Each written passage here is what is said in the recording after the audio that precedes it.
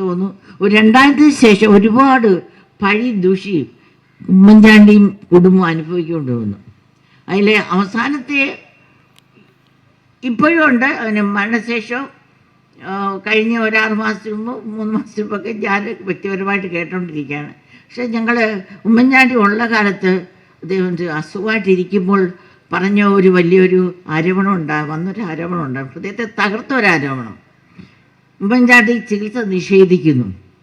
ഉമ്മൻചാണ്ടി ജീവന് തുല്യം സ്നേഹിക്കുന്ന, എല്ലാത്തിനും ഗുണദോഷങ്ങൾ പഠിച്ചു വച്ചിരിക്കുന്ന ഭാര്യയും മക്കളും ചേർന്ന് ഉമ്മൻചാണ്ടിക്ക് ചികിത്സ കൊടുക്കുന്നില്ല എന്ന് പറഞ്ഞപ്പോൾ ശ്രീമാൻ രമേശ് ചെന്നിത്തലയാണ് ഞങ്ങൾ സപ്പോർട്ട് ചെയ്തൊരു വ്യക്തി എന്ന് ഞാനത് നന്ദിപൂർവ്വം സ്മരിക്കുകയാണ്. ഉമ്മൻചാണ്ടി ഈ ഒരു രോഗം അലോപ്പതി ഡ്രഗ്സ് ഒരുപാട് ആവശ്യമുണ്ട്. പക്ഷെ എല്ലാത്തിൻ്റെ ഗുണങ്ങളും ദോഷങ്ങളും ഉണ്ട്. ഉമ്മൻചാണ്ടി അന്നിങ്ങനെ എല്ലാവരുടെയും ആരോപണത്തിന് വിധേയനായി ഞങ്ങൾ ഭയന്നു, അങ്ങനെ കൊണ്ടുപോയി. പക്ഷേ ഉമ്മൻചാണ്ടിയെ മാനസികമായിട്ട് നോക്കണില്ലേ, ആത്മീയമായിട്ട് നോക്കുമ്പോൾ ചിലപ്പോൾ ദൈവത്തിൻ്റെ സമയം കാണും ഒരാളെ വിളിക്കാൻ. മാനസികമായിട്ട് നോക്കുമ്പോൾ അദ്ദേഹം ഇവിടെ കേരള മണ്ണിൽ മലയാളികളെ കണ്ട് വെറും ഒരു മണിന്നും കൊടുത്തില്ലേലും അദ്ദേഹം ജീവിച്ചേനെ 5-10 വർഷം കൂടെ. പക്ഷേ അദ്ദേഹത്തിന് മാനസികമായിട്ട് തകർത്ത്, ശാരീരികമായിട്ട് ഒരു വേദനയും അദ്ദേഹത്തിനില്ലായിരുന്നു. മാനസികമായിട്ട് തകർത്ത് ഇന്ന് പക്ഷേ ഒരു വിശുദ്ധൻ്റെ പദവിയിലോട്ട് അദ്ദേഹം കയറിയിരിക്കുകയാണ്. ഒരുപാട് പേര് ഞാനൊരു 500 മണിക്കൂറെങ്കിലും അദ്ദേഹത്തിൻ്റെ കല്ലറയിൽ ചെലവഴിച്ചിട്ടുണ്ട്. ഒരു 5-6 മാസമായിട്ട്, മരിച്ച 5-6 മാസം.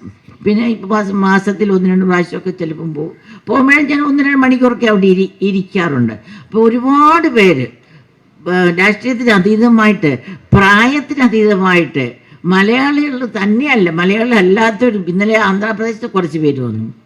അവർ 18-ാം തീയതി വീണ്ടും വിടുമെന്ന് പറഞ്ഞിട്ടുണ്ട്. അപ്പോൾ എൻ്റെ പ്രിയപ്പെട്ടവരെ, ഉമ്മൻചാണ്ടിക്ക് വേണ്ടി ഒരുപാട് ഞാൻ പ്രാർത്ഥിച്ചു. മരിക്കല്ലേ എന്ന് പ്രാർത്ഥിച്ചെങ്കിലും ശാരീരികമായിട്ട് ഇന്ന് അദ്ദേഹം നമ്മുടെ കൂട്ടത്തിൽ ഇല്ലെങ്കിലും മരിച്ചതോട്ട് അദ്ദേഹത്തിൻ്റെ ഹൃദയങ്ങൾ ജീവിക്കുന്നു, നമ്മുടെ എല്ലാവരുടെയും ജീവിതങ്ങൾ ജീവിക്കുന്നു. അതിൻ്റെ ഒരു വലിയ ഉദാഹരണമാണിത്. ഒരുപാട് ചാറ്റി നടക്കട്ടെ, 1000 ഉമ്മൻചാണ്ടിമാർ എഴുന്നേക്കട്ടെ.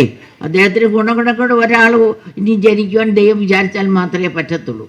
ഇപ്പോൾ ഉമ്മൻചാണ്ടി ഒരു ഗുണമുള്ളെങ്കിലും ഒരു വ്യക്തി, 1000 ഉമ്മൻചാണ്ടിമാർ നമ്മുടെ 14 ജില്ലകളിൽ ഉണ്ടാകട്ടെ എന്ന് ഞാൻ ആശംസിച്ചുകൊണ്ട് എൻ്റെ വാക്കുകളെ നിർത്തുകയാണ്. നമ്മളെ എല്ലാവരെയും ദൈവം സമൃദ്ധമായി അനുഗ്രഹിക്കട്ടെ എന്ന് പ്രാർത്ഥിച്ചോളൂ.